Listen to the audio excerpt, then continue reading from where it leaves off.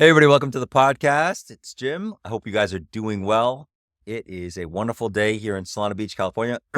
Excuse me, I'm dealing with a tiny bit of a head cold, but I'm going to power through it because I have a double espresso with a little bit of coconut milk, and this is going to get me through the next couple of hours. So thank you, double espresso. Love you so much. So today's topic for the podcast is the art of storytelling.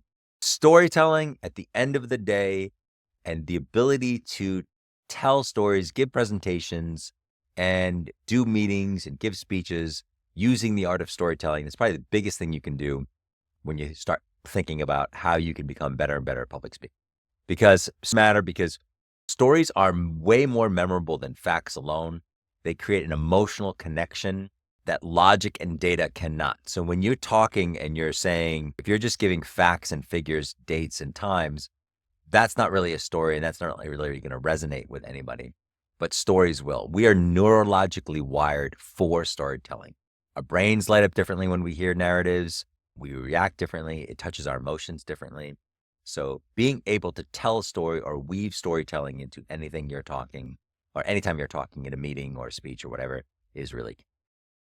So let's break down the three basic structures of stories, basic story structure, because there are three main areas. The first area is the setup and the context.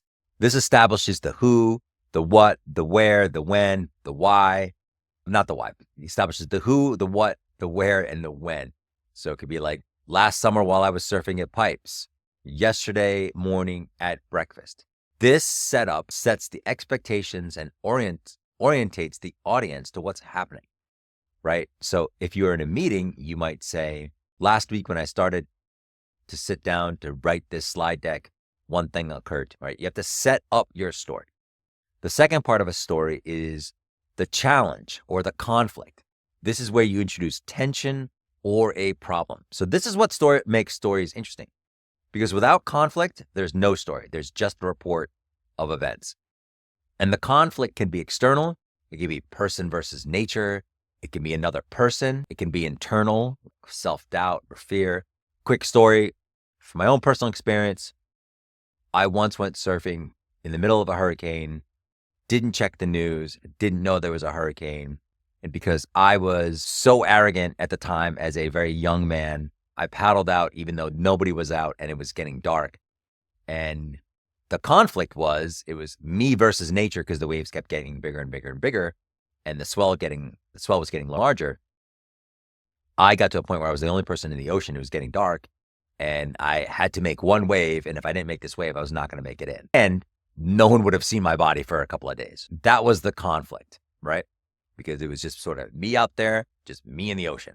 And largely I was there because I was being an idiot before and didn't notice all the things around me. So the third part of a story is the resolution, the transformations. How was the conflict resolved? What changed? What was learned? And the resolution doesn't always have to be happy, but it has to provide closure, right? So in my example, conflict was resolved by I barely caught a wave, made it into the beach, fought and scratched tooth and nail to get to the beach after I wiped out, and I got to the shore.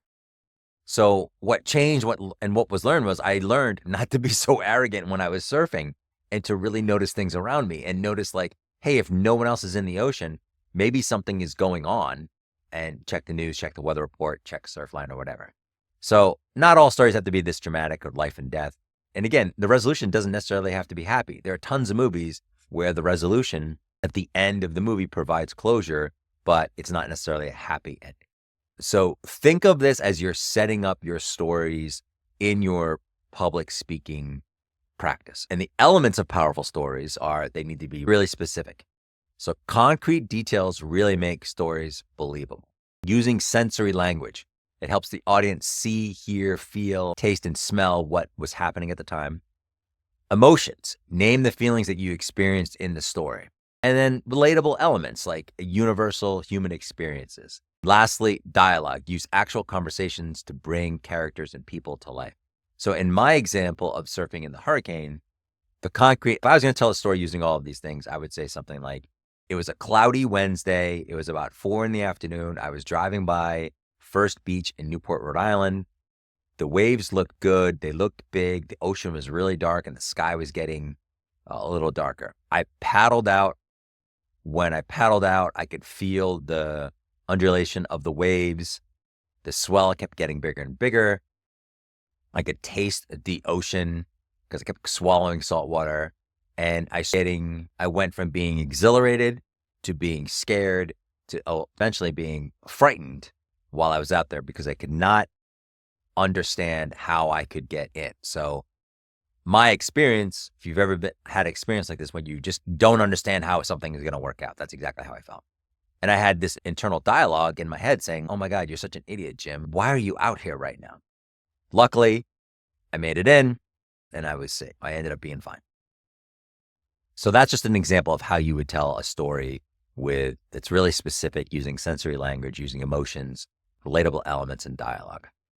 And then there's another element of storytelling where you use sensory language, right? So there's this great quote by Chekhov, and he says, don't tell me the moon is shining, show me the glint of light on broken glass, right? That's really cool, right? Like a difference between the two. Use a list of sensory prompts. What did you see? What were the colors, the movements, the expressions? What did you hear? Sounds, voices, music, silence. What did you feel? Textures, temperature, physical sensations. Those are the things you want to use in your story. Make it as sensory as you can. And the biggest question that I get from people when they talk about storytelling is, how do I use this at work?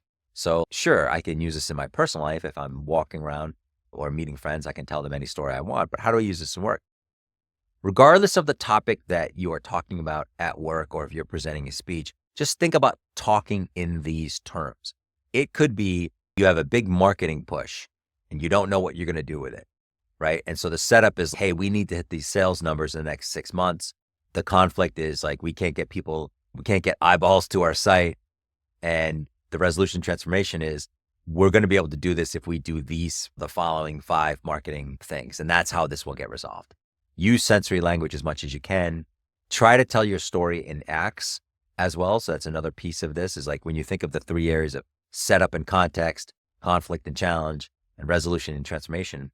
This is often used in Hollywood. It's used in books. It's been used in theater forever, where there's typically 3 acts in any story. A good example of this would be the old movie Rocky, right? Where he's a fighter. He's like a no-name fighter. He gets a shot at the champion. He trains. He eventually ties the champ in the end, which for him was a win, right? So the setup for him is he was a nobody in Philadelphia. He was working for the mob.